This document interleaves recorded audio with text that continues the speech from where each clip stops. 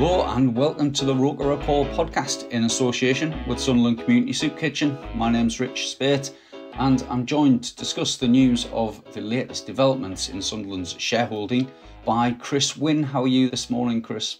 All the better for the latest news, Rich. All the better. That's nice, isn't it? It is. Yeah, sun is shining and everyone can relax a little bit. And we're also joined by Gav Henderson. How are you, Gav? Party! Hey! Yeah, good news. Good news all around, isn't it? It's good to finally be able to talk about a step forward on this day when the players are coming back for pre-season and we can start looking forward to the championship. So, yeah. Yeah, totally. Yeah, it's all positive. So just to recap, anyone who isn't aware of what came out this morning about 8 o'clock or just after 8, the club put out a tweet saying that Kyril Louis-Dreyfus had taken his shareholding in the club up to 51% and that Juan Sartori had gone up to 30%, with Charlie Methven leaving the ownership group altogether, leaving Stewart Donald with 19% of the club. There was a statement from Kyril Louis-Dreyfus shortly after, which said that today marks an important step as we continue to rebuild Sunderland AFC following the 2021-22 season. It was the intention of Juan and I to ensure the ongoing speculation relating to the club's shareholding was addressed as soon as possible. Our ownership group has been consolidated and there will be no further sales of shares to a third-party buyer. We remain committed to our strategy of delivering long-term success and sustainability, and together, alongside our dedicated staff and loyal supporters, I believe we can now move forward as one united football club. So might be a simple and straightforward question for you to answer, Chris, but are you glad to see the back of Charlie Methven? Yes. I mean, I think we all are. I think that's the most obvious first question and an obvious first answer. But yeah, I think this goes back to, I think, probably hours after the playoff final. I think probably Kyril Louis-Dreyfus had a good sup on the night with everyone else, had a good drink to celebrate going up. And then I imagine next day, him and Juan Sartori were, getting together and saying, right, we need to get this sorted as soon as possible so we can crack on looking at next season. So, I mean, that was, a month ago yesterday, I think it was, that playoff final. So it's basically taken them a month to sort out, which is good because it's done, but we lost 3 weeks because of the playoffs. And I mean, as much as they might publicly say this didn't impact us, kind of, looking at deals and how much money we've got and budgeting and all this sort of stuff, it might have had some impact for the last 4 weeks. So, maybe 7 of this week, weeks of this pre-season has been taken up by playoffs and sorting this deal out. But bottom line is, it's all sorted and it's good news for the club moving forward because we know exactly what the state of play is. Kyril Louis-Dreyfus has now kind of squashed all of those comments that people come out with that, oh, well, he's only got so many shares. He hasn't even got over half the shares. And what side does Juan Sartori land on? Is he still with Madrox? Is he kind of permanently with Kyril? So all of those questions have been answered. We can move forward. Stewart Donald's still there with his 19%. But to be fair, him and Charlie Methven got into it to buy cheap because the club was in a mess. And to sell big, to kind of get us up and sell big, which they've done. So they've got their bit out of it. And, Stewart Donald's clinging on to whatever in case we get into the Premier League. And fair play, you probably would. But yeah, good news all around as far as I'm concerned. Yeah, can't disagree with that. Gav, the big question, I guess, from the last 2 weeks, and obviously I've dug into it reasonably deeply. There's been articles on ROKER Report about it. But on reflection, knowing obviously that there were other deals in the background while all the controversy was going on around TFT. What do you think was going on there? Was it literally just to kind of move things forward quicker, maybe get a few more quid out of KLD and Sartori, or was Methven just trolling us? It could be a bit of everything, couldn't it? I think, to be honest, when you're talking about Charlie Methven as an owner and as somebody who would have to fund his part of the bargain, right? Even as a 6% shareholder, you have to stump up cash when the club needs it, as do all of the other members of the ownership group. It becomes a point, doesn't it, where you're out of League One now and you're going into the Championship, and budgets need to be bigger so we can compete. And I always thought, even in League One, it would be difficult for him to keep doing that. So he needed to sell up probably as much as the rest of them needed him to go. And in my mind, I know that at some stage they did come out and say that they would sell to the right people. But if you are struggling to keep up your end of the bargain, and we don't have anything firm on that, but if he was struggling to keep up his end of the bargain, then he needed to sell quickly. And I think, given everything that's gone on between him and the fans and the club, that he would have sold to anybody. And he would have been happy to just hand off his, even if it wasn't involving Stewart Donald, he would have been happy to hand it off to anybody, which is why that deal, which was mooted with TFT, was very real. Because had they had people behind them who had the money to fund the purchase, I have no doubt he would have sold. But at the same time, when you come out publicly and you're very apparent about, I will sell to these people, and these people are very serious, and they're speaking to the EFL, as Tom White reported on Sky Sports, that then puts pressure on the other remaining shareholders, doesn't it? It says, well, if you don't buy me out, I'm going to sell to anybody. But at the same time, on their part, they've got to try and work out, do we want to work with anybody else? Do we want some randomers coming into the club, and do we want to work alongside them? It was made very clear in that statement by Kyril when the TFT stuff was first mooted. He had no intention of working with TFT. Yeah. And that made the situation change very rapidly. Also, at the same time, current shareholders can purchase shares a lot quicker, obviously, than somebody new coming into the club. So all round, it's worked out for the best, I guess, in that current shareholders have purchased more shares. It's been done very quickly. It's obviously been done on the day that the players return for pre-season, and we can now just look forward. And like I said, I think there was always a possibility that Charlie would sell to anybody, but I think deep down we all knew that eventually this would probably be the outcome. I don't think that as a responsible majority owner, Kyril Louis-Dreyfus, or even Juan Sartori for that matter, would have allowed these cowboys effectively to buy into the club. So it's going to be interesting to see how things play from here. I think it's just a good marker, isn't it, now that we can stop talking about all of these groups, because chances are everywhere. You look at there's other teams in the EFL who are up for sale, and you're seeing it at Derby, for instance. These people are everywhere, and I think it's pretty clear we want them nowhere near Sunderland. So yeah, it's a good day. Yeah. Just to add to Gav's point, I mean, the bit in the statement today that Kyril Louis-Dreyfus put out where he said that it was the intention of Juan and I to ensure the ongoing speculation related to the club's shareholding was addressed as soon as possible. I mean, I think they've been discussing that pretty much, for the back end of last season, and it all depended what league we were going to be in as to what the deal was in. And that's why I think it started as soon as that result was known and we would know what kind of league we were going to be in. They told Charlie Methven and Stewart Donald, right, we're going to sort the shareholding out. But that obviously meant that they were able to speak to third parties and whoever they wanted to. And I imagine Kyril Louis-Dreyfus and Juan Sartori probably made them an offer to start with. And they just went looking and said, well, can we get a better deal? Which, if you haven't got an emotional tie to the club, you probably would. Which then probably led to, more talks and discussions. But the way I see it is, for the last month, I think it's been a bit of a game of cat and mouse between, Donald and Methven looking for the best price and Kyril Louis-Dreyfus and Sartori looking to sort it out. It was interesting, wasn't it, that in all of the stuff that Tom White revealed, he did say that his information was Kyril Louis-Dreyfus had no intention of buying them out. You've just said there, cat and mouse. That's exactly what it is. I think obviously the price of the shares will have been a big part of it. But I guess the one thing that we can be thankful of here is that if Kyril's stance has changed, it's changed for the better. Yeah. And things can change very, very quickly. I know that whatever information Tom had a couple of weeks ago, that things can change overnight. Things can change in a matter of days.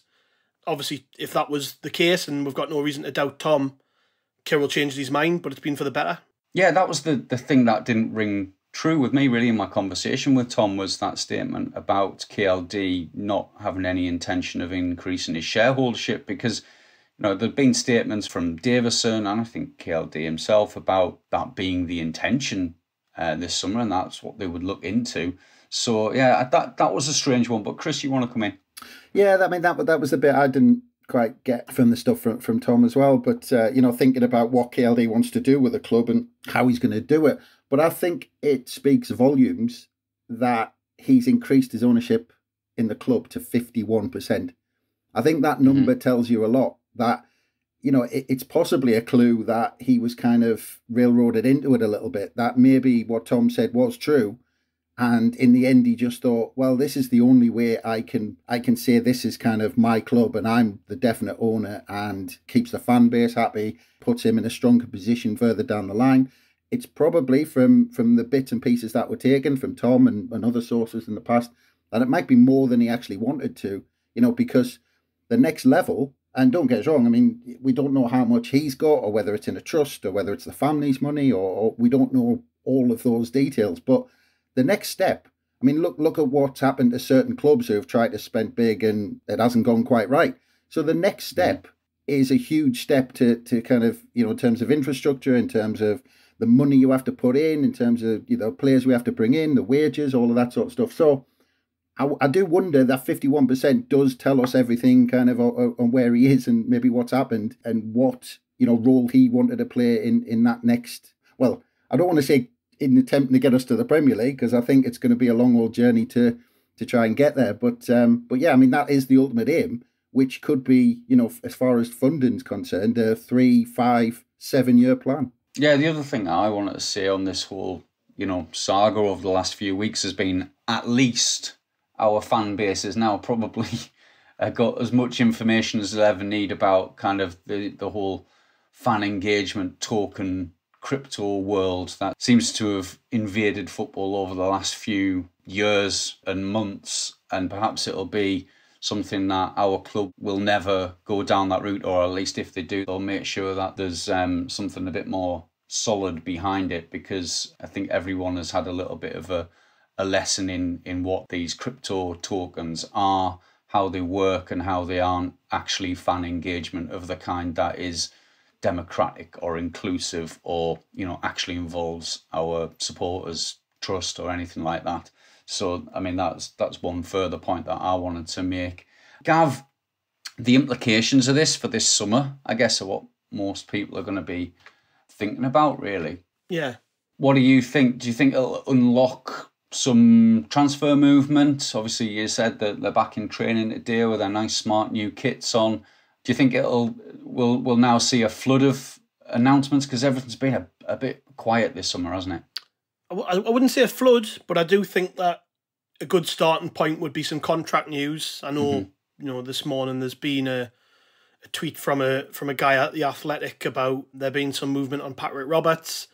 Bailey Wright obviously has been away on international duty, so he'll not be back for a few weeks at least. And Lyndon Gooch has been training in Dubai, hasn't he, with Max Power, so he'll be back. The manager, you know, the players are back on the training ground, and everyone's refocused again after a short break. We're going to see some movement regarding that. And to be fair, if there's any out of contract players that we've lined up, I know we've been linked with a handful. I know that we'll not get all of our business done early in the window, but if we do have any players lined up, they're going to want to be training this week. Yeah, you know, they're not going to want to be joining in late. They're going to want to start and work like everybody else. So I think just across the board, not just at Sunderland, you're going to see the dominoes fall in terms of players signing and that opening up opportunities for other players to move around. While everyone's on leave, and that's not just the players, by the way, that's managers, that's agents, that's, you know, staff behind the scenes at all these clubs. Everybody has to have a break after the season ends. Everyone's back at work this week, and that should kick things into life, you'd think. I know that's a very obvious thing to say, but yeah, you know, there's only really in our league, I think Cardiff, it's nice to say that, isn't it, in our league. There's only really Cardiff in the Championship who've signed players, and they've went mental. But then I look at the quality of the player they've signed, and they haven't signed anybody particularly good. They've signed squad players, and this is a point I tried to make to people earlier last week, is that the bulk of the players who actually sign for clubs at the very, very start of pre-season, they're the most desperate for contracts. They're the ones who just want to get going. The better players, the ones who've got a number of options, they're advised more often than not by their agents and the people around them to hang on for the best possible deal. And that's what we saw last year, didn't we? We saw that last summer with Sunderland. Very early in the window, we actually played games at the start of the pre-season with Dan Neil playing left back and Carl Winchester at that time, who wasn't a right back, playing right back, because we didn't have any fullbacks and people were panicking, you know, ourselves included. We were sort of looking at it and thinking, what's going on? But come the end of the window, I don't think anyone could doubt we did good business, and that's telling. And I can't tell people how to think, but from my perspective, I'm going to be pretty patient when it comes to transfer business and contracts. I think we've shown and demonstrated over the last 2 windows that we know what we're doing, or at least Stuart Harvey knows what he's doing. And he's been a real key player at the club since he arrived. And yeah, we've just got to be patient. I think, you know, don't get too despondent if we don't have everything in place by the time, you know, even the start of next week, the start of the games occur, because it doesn't happen that quickly. Yeah, of course. And you mentioned earlier that there'd be plans in place. I think Chris mentioned earlier, you know, there'd be plans in place for the ownership that probably gone back before the playoff final. They will have had different plans in place, and there's definitely been a more methodical approach to recruitment with Harvey in post, and hopefully, you know, they've got, as has been described in the past when Speakman's spoken to Unfiltered and other kind of media appearances, they've said, you know, they've got a list of potential people who might fit in with the squads, and then it's down to the head coaches to select who they want from that list. So you'd hope that the background work has been done, and over the next few weeks we get some more of that business done. Chris, I wanted to ask you what you thought about the fact that now Donald has reduced his shareholding, and obviously won't have to put in or be liable to put in as much as he previously would have, probably about 50% less of the liability than he previously had. Does that give us more power in the transfer market? Does it ensure that if there is some money that needs to be spent, that, you know, we're asking Sartori and Kyril Louis-Dreyfus to spend that money, and we're not beholden so much to the budgets of Donald and Methven? Well, not Methven at all. Yeah, that's it. I mean, it's half the risk, isn't it? Because if you're relying on Stewart Donald, if Stewart Donald has to pay up on whatever it is, you know, running costs, or, you know, we're looking to buy a player, or whatever it might be, yeah, we've halved our risk on him not paying up and putting the money up. Just, I mean, I'm not going to knock the guy, because he's probably more, you know, got more money than us and most people out there. But Stewart Donald isn't in the realms of Kyril Louis-Dreyfus or Juan Sartori, I think, when it comes to how much money kind of he's got to be able to fund things like this. And the other thing is he's got interests in Eastleigh, and I think it sounds like he's getting back into there. I don't know whether it's on an official basis, or whether he's actually running the show, or just kind of helping out, or what, I don't know. But it seems like he wants to get back in there, and he wants to stay in football in some way, shape or form. You never know, he might turn around, like Gav says, things might change. Stewart Donald might decide, like, actually, I do want a bit of I do fancy the Football League again, have another crack at it. So he might say, right, I'm selling up my 19%, taking my bat and ball somewhere else. But, and I said earlier, he got into Sunderland the same as Methven because we were at an all-time low, and we were cheap, and they could do it. They could do a deal where they got, the deal for Sunderland at that time will hopefully, touch wood, will never come around again, because hopefully we won't hit that low. So a deal to buy Sunderland for the amount they paid, with the help of, you know, whatever shady business they, you know, when I say shady business, they used club funds and all that sort of stuff. But the deal wasn't them just pumping money into the club like sometimes happens in a takeover. They did it a slightly different way. So that deal will never come round for a club like Sunderland again, hopefully, touch wood. They got it at rock bottom to sell high, and that's why he's keeping his 19%. He's probably looking at it saying, well, why should I bother buying into a Charlton Athletic or a, you know, someone like that to go through all that again, when he can be the silent partner for 19%. Sunderland do well in the Championship. Sunderland, we finish 6th, get in the playoffs, win the playoff final or whatever, go up. His 19% is suddenly worth, you know, a hell of a lot of money. Exactly. So, I mean, from his point of view, he would, like I said, the bottom line is it halves the risk on him not paying up, which I think is only a good thing. Just add in on the Donald stuff as well. It's going to be interesting from this point how people sort of view his input, because I've been judging the conversation on social media this morning since the news broke, and I think what's important is, and we've already covered this off, but what's important is that he is obligated to basically cover 1/5 of the running costs of the football club, but he still doesn't sit on the board of directors. He doesn't have any say Kyril Louis-Dreyfus is the majority shareholder. And the statement this morning that went out, I think was very clear. And to be honest, this has been made clear sort of over the last few months, hasn't it? When Kyril and Juan Sartori have been pictured publicly at games together. They were pictured together at Wembley. That they are very much in cahoots. They're very much in this together. They're working together. Stewart Donald's name wasn't mentioned in that statement. It was Juan and I. It wasn't Juan, Stewart and I. He's a silent partner now. To be honest, Stewart Donald, since he resigned as chairman, has been a silent partner, hasn't he? We haven't heard really anything from him up until it was made clear that him and Charlie were selling their shares in March or April, whenever that was. It might have been close to that, I don't know. But Stewart Donald's been pretty silent since that point, and I think that's important. They've removed him from the picture. His part to play in all this really is as a financer. He puts his money in, and hopefully at some point down the line we'll get his shares off him and they'll go to Kyril. But there's a reason why they've kept him on board, and it's to basically have somebody else on the scene who will fund part of the club. That's pretty much it. Stewart will go at some point. I wouldn't worry about how much say he's got, though. That's ultimately it. I don't think going forward we'll hear anything from the guy. He's pretty much out of the picture now. Well, that's how we want it. It's an easy life for him, isn't it? He's got a stake in this club, which could potentially go, skyrocket in price if we do well. So it's kind of the best of both worlds for him, that he leaves all the hard work to someone else. He sits on all his money, watches the value go up if we do well. It makes sense for him to do that and stay out of things, doesn't it? Yeah, just I'll throw this on your way, Rich. I know you're in the host chair today, but like Stewart Donald still being involved, that's still not going to satisfy some people, though, is it? Like, I think we can all say we prefer if that Madrox stink was just gone, and that the club could move forward and have a fresh start under Kyril without Donald anywhere near Sunderland. But like, how do you feel in terms of him still being around? Because I think a lot of the narrative coming out of this is going to be, well, he's still here. Regardless of the fact he's sold some of his shares, he is still part of the club. I think the first thing that comes to mind with that is we don't know the status of that £20 million or £19 million loan that the club made to Madrox. And we don't know how much of that has been repaid as Charlie Methven has exited. We don't know how much is outstanding on that bill. I think the last update that we had through the fan groups was that it was being paid down but hadn't been paid down in full.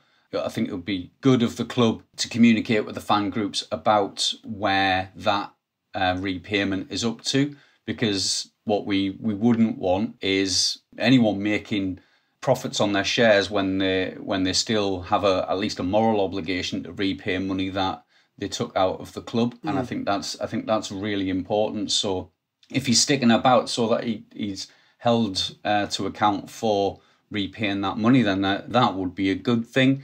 I think we can't, as I've said repeatedly over the last kind of few years, you cannot force somebody to sell their property, and that those shares belong to Stewart Donald, and it's only Stewart Donald who can decide if and when he wants to sell those shares. The ins and outs of the shareholder agreement in place that governs the relationship within the private limited company that Sunderland Association Football Club will never be made public to non-shareholders, which is fair enough. It's a private limited company. That's between the shareholders.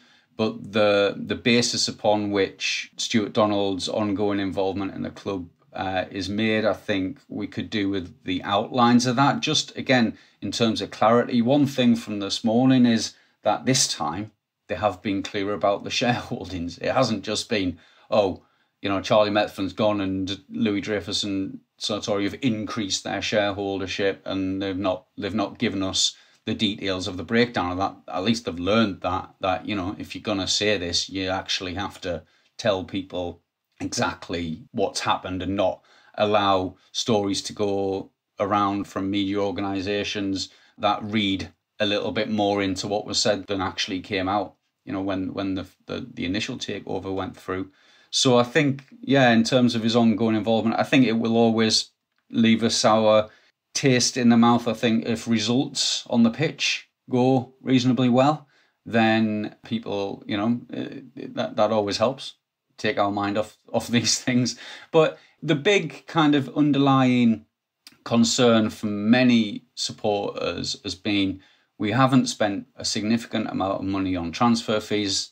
Now, whether you think spending money on transfer fees or not is a decent idea anyway, given the state of football finances, is another thing. But if it is quite clear that we are bringing in players of a good quality on contracts that are going to keep them at the club for a long time, and so that they've got asset value to the club, and that clearly involves investment from across the now 3 different owners of the club, I think we can't necessarily complain. Yeah, from my perspective, we can't do anything. We can't do anything about it, and we've really got to just move forward, not move on, but move forward as a supporter base, because it's been a drag on us for 4 years. I am sick to death of this story, and I've wrote about it for over 3 years now, talked about it for longer than that, sick to death of it,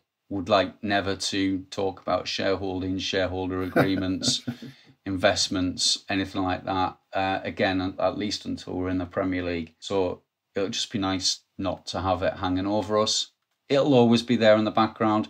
People will always find fault with the club and see a conspiracy here, there and everywhere. But, the vast majority of people just want to get on and watch football and see the kit launch and get back to the stadium and enjoy maybe, a little trip to Portugal or whatever people have got planned over the summer without any of this hanging over us. So that's where I am with it. Just, yeah, there was a good point in there you made about the money that is owed by Madrox. Sorry to keep you on the subject, because I know you now want to get off the subject of shareholding. Yeah.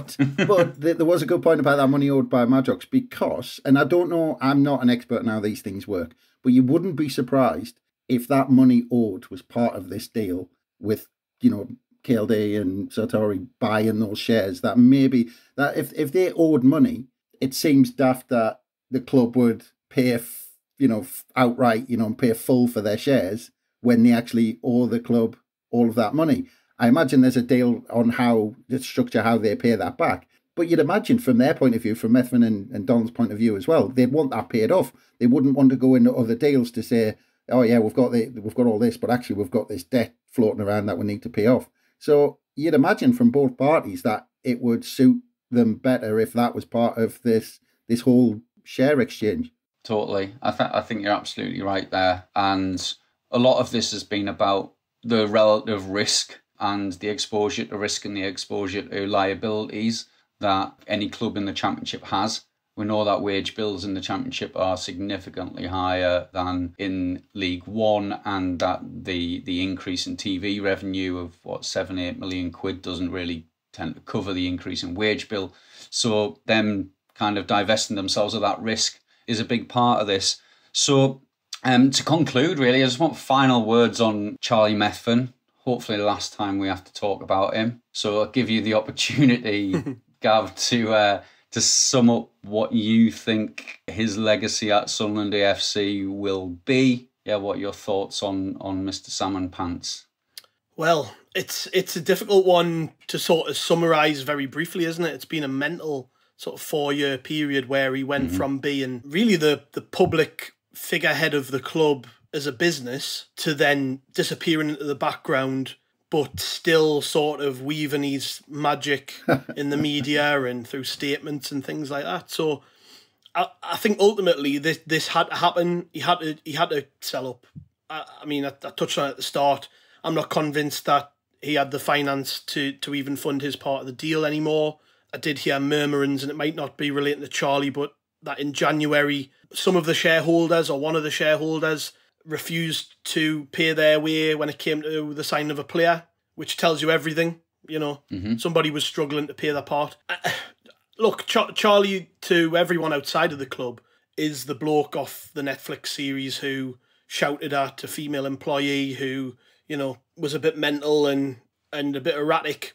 And I think that's going to be his legacy. I think people will just think about what they saw on Netflix and the things he said about supporters in meetings and to fans in pubs that didn't sit well with fans, and that tars what was probably a good 6 months for him and Stewart Donald, in which they, from a PR perspective, they played a blinder. They had, I mean, me included, they had us changing all the seats in the stadium. They had us turning up on Boxing Day and packing out the stadium and doing our bit as much as we could feasibly do to rebuild the football club while they were operating on a budget. I think, you know, he did play his part in that. 46,000 fans or whatever it was on Boxing Day, that first season back. The increased season ticket sales, from a marketing perspective, I think we were a lot better in that first season. But at the same time, as sort of the gleam wore off, I think of the Portsmouth playoff semi-final where zero effort went into getting fans into the ground, and, you know, things span out of control very quickly.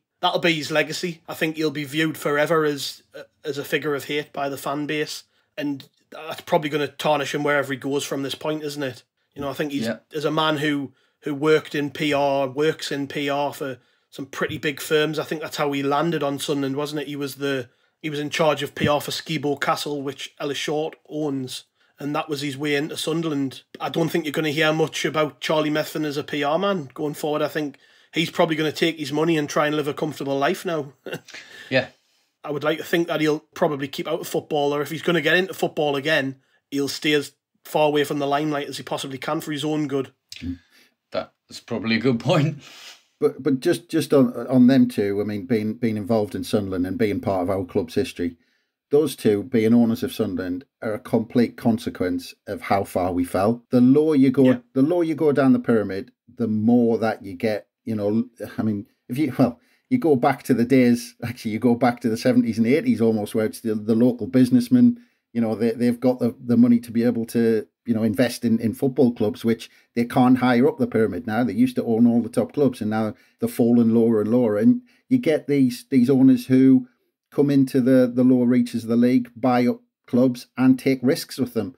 And that's what we got with Stewart Donald and Charlie Methven, people who didn't really have the funds to do it, but thought, actually, we'll buy low, and if we get them up a division, we can sell up or get an investor or someone like that to plough the money in, which in the end they did, but it was in League One. And the thing is, when you look back at it, they were a last-minute goal away from getting away with it. If we hadn't conceded that last-minute goal against Charlton and it went to penalties or whatever happened and we managed to get lucky and go up, they would have gotten away with it. And they would have, you know, whatever deals they did to get the club, they would have taken us to the Championship.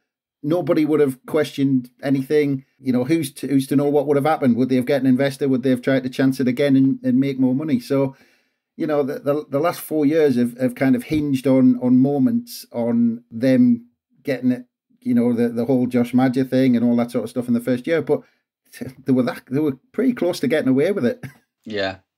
I think my reflection is that, Methven in particular is somebody who purported to get what it meant to be a Sunderland fan, purported to understand the size and the history and the culture of our club, but I don't think they ever did, and certainly he never did quite understand what fan groups were, what fanzines are, what Sunderland Football Club means to the city, to the region, to the people who follow it around the world on an emotional level. He saw it as any other business that could be transformed through changing the music, through inviting cameras in, through whatever means, apart from what it meant on the pitch. Things like bringing in Phil Parkinson as a manager, I don't think was a smart choice whatsoever. I think once you saw Kyril Louis-Dreyfus taking the reins, somebody who at least family had experience at another big European football club, you saw a more professional approach to everything. And I think you're absolutely right, Chris, in terms of these are, you know, Oxford United fans who've been involved with Eastleigh. This is a different operation to Oxford United or Eastleigh. The different expectations, different history, different scale, and a different connection. much more akin to Marseille than Eastleigh in terms of that. So I just think ultimately they were out of their depth, and they'll probably say, you know, they turned the ship around, they got everything back on a financial footing that meant that we were a saleable asset, which is probably true. I mean, we didn't keep sinking as other clubs have, and we didn't go bust, and we haven't gone bust, and we're not going to go bust. And they did find that outside foreign investor with the billions to come in and take the club forward. So on them levels, you know, the some of the promises in that early exchange of podcasts and stuff were held to in that regard. But as a public relations exercise, ironically, it was a bit of a disaster. So Gav, I think you've got one more point, and then we'll finish. Yeah, well, it was, you said right at the start of this part of the conversation, well, we might have heard the last of him. I don't think we have. I think at some point he will come out. He'll be in the Athletic, he'll be in the Times or the Guardian or something, and it'll be a full-on spin piece talking about how great the job was that he did. Yeah. Because I don't think he isn't gonna want Sunderland fans to have the final say on what he did at Sunderland. So we won't hear the last of this guy. He's going to appear all over the place. He's a PR man. He's going to try and rescue his reputation. And I imagine that, you know, we're going to hear probably more from Methven in the next 6 months than we have probably for the last year and a half. Yeah. Would be my prediction. There'll be a book release within 18 months. Oh, you think? It'll be on I'm a Celebrity, Get Me Out of Here, or something like that. Love Island, maybe. He'll be living off it for a while. Yeah, well, 100% be living off it for a while in terms of the money he's made. Let's be honest, he'll have made a pretty penny out of this whole fiasco. Enough for him to be comfortable for the rest of his life and not have to worry about what his reputation is sort of nationally. So yeah, I mean, well, just on quickly on your point, Rich, where you said they were out of their depth. I mean, I'd summed it up on Netflix when both of them, I think they were independently at different times, said they were both terrified when they took the job on. And you don't want an owner who comes in and being terrified. No. You want an owner coming in and knowing what they're doing, don't you? Pretty much sums it up. Yeah. Well, hopefully it's the last we have to talk about for a little while. Anyway, so thank you everyone for listening. This may well come out before, during, or after the fixture breakfast we have on ROKER Report on Thursday morning, but that'll be available to listen to on Twitter Spaces, both live and as a recording, and I'm sure it'll be good fun as we all look forward to a season in the Championship with some big names coming up to the Stadium of Light and some nice away days up and down the country at stadiums that, you know, have got more than just one pie stand to welcome Sunderland fans. So thanks a lot to you both for your time this morning. Cheers, Rich. And thanks everyone for listening, and check out ROKER Report for all the latest stuff going on at Sunderland Football Club. Sarah.